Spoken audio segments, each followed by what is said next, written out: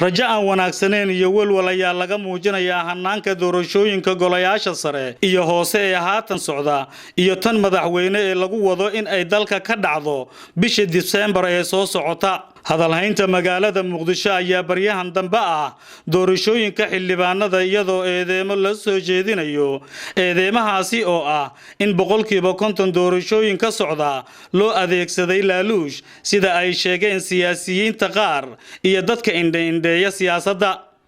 diini maxamed diini xogayaha u qareemida hay'adda Soshansa oo ah isu taga hay'adaha aan dawliga ahayn ayaa sheegay in doorashadani aan la dhihi karin doorasho laguna tilmaami karo sida uu yiri laaluush doorasho. run ahaantii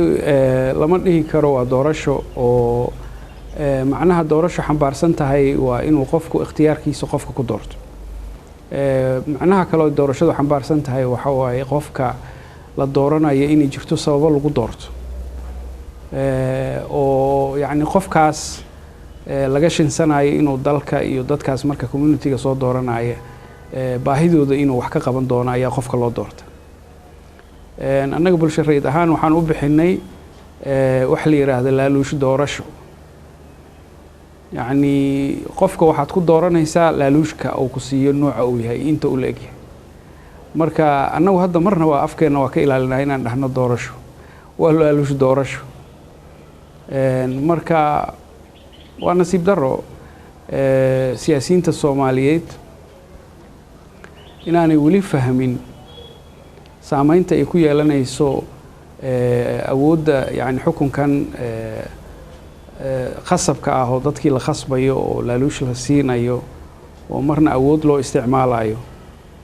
marna dhaqaale loo isticmaalayo marna loo isticmaalayo yani in qofkas information qalad la siiyo. marka waa nasiib daro inaysan fahmin saameynta ay Soomaaliya jiritaankeeda ku yeelan karto yani wax iska nasiib daro ah. marka anagu tan hadda socota arrinka socota dhaliilo fara badan oo muuqda oo aan la qarin karin ayaa jira. annaguna runtii waxaan qabnaa walwal badan ayaan ka muujinaynaa saameynta markii arrinkani dhaco wixii ka dambeeya saameynta ay ku yeelan karto Soomaaliya 4 sano soo socota walwal badan aan ka qabnaa. Jibriil Ibraahim Cabdulla oo kamid ah musharaxiinta u taagan jagada madaxtinimada oo maanta shir jaraa'id ku qabtay magaalada Muqdisho ayaa ku tilmaamay doorashada mid ku tagrifal ah ayna jiraan caqabado hor joogsan kara ay dhacdo doorashada madaxtinimo sida uu yiri. waxaa jiro qodobka labaad waxaa jira musuqmaasuq baahsan oo keenay in doorashada Soomaaliya socotaa ka dhigtay doorashooyinkii ugu xumaa ee soo mara dalka Soomaaliya. waxaa nasiib xumo ah in hoggaanka dalka haya iyo qaar ka mid ah wasiirada dawladda ay si toos ah ugu tagrifaleen geedi socodka doorashada. waxaan ugu baaqaynaa guddiga doorashada ee heer federaal iyo midka goboleedba iyo dhammaan hay'adaha ay qusayso inay saxaan qaladka jira dibna loo soo xukuraasta la isku haysto. waxaa nasiib xumo ah in guddi khilaafaadka ahaa ee hawshan loo igmaday laftigooda hadalkooda cidna dhagaysanin ayaguna ay noqdeen wax warqad ku qoran oo aan jirin.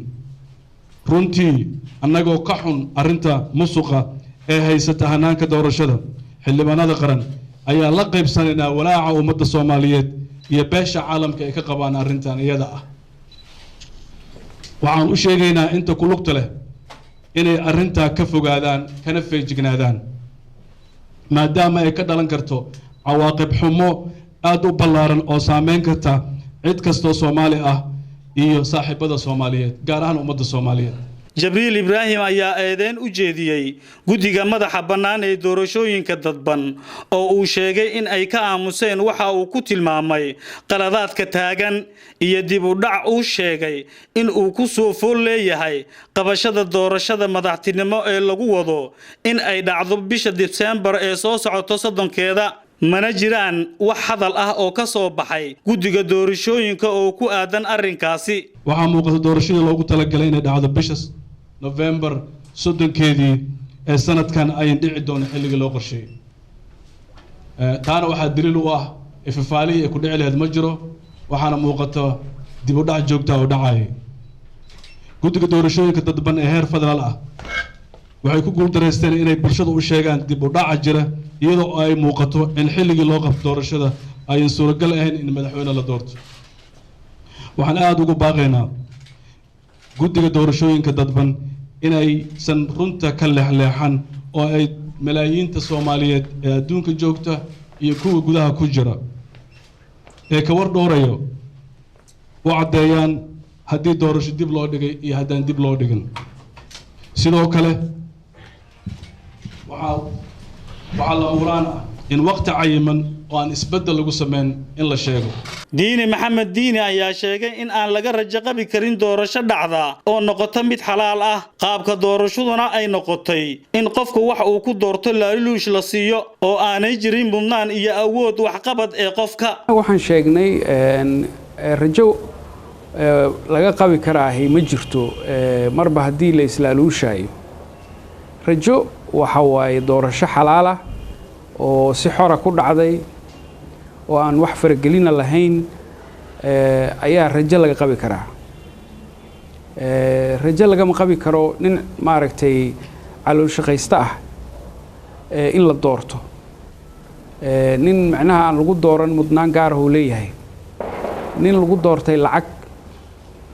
inuu bixiyey nin lagu doortay awood iyo qoryo oo haysto يعني doorashaha يعني moogta kelmadda doorashadan anagu waxaan dood ka qabnaa waxa waaye waxa Soomaaliya ka dhacay waa u jeednaa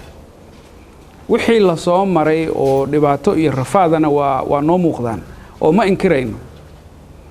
laakiin haddana waxaan rabnaa inaan dadka mas'uuliyadda koowaad oo annagana saaran waa inaan dadka shacabka Soomaaliyeed wacyi gelino taas waa mas'uuliyadda koowaad oo na saaran annagu maxkamad ma nihiin oo dadka maxkamad ma saarno hub ma haysano dadka ma xirno waa inaan shacabka Soomaaliyeed afkooda ku hadalno waa inaan wax saxno waa inaan dadka shacabka aanan been u sheegin yani mas'uuliyadeena kamid maaha dadka shacabka inaan been u sheegin doorashadan ayuu diini maxamed diini ku tilmaamay mid ku soo beegantay xilli ay jiraan abaaro saameyn ku yeeshay dadka Soomaaliyeed qaarkood loona baahan yahay in la taageero in kastoo uu ka deeriyay in siyaasiyiinta xilligani ay arintaasi gacan ka geystaan ilaahay waxaan ka baryaynaa ilaahu isagu naxariistiisa inuu noo keeno roob iyo barwaaqo kale ba asagu shacabka Soomaaliyeed abaaruhu dhibaatada weyn ku hayso yani cudur iyo yani colaad iyo abaar ayaa dadkaas masaakiinta isugu darsamay meesha nimankii siyaasiyiinta ahaa oo la islaha wadankan ay u kaceen ay $2 milyan kursi ku soo iibsanayeen dadkiina baahi u dhimanay marka koowaad horta waxaan waay shacabka Soomaaliyeed gaar ahaan ganacsatada qurba joogta qof kasta oo Soomaali ah oo damiir Soomaalinimo ama mid islaamnimo uu ku jiro waxaan ugu baaqaynaa dadkaas shacabka inay u gurmadaan Ibrahim Maxamed Hussein Ibrahim JK wararka STN magaalada Muqdisho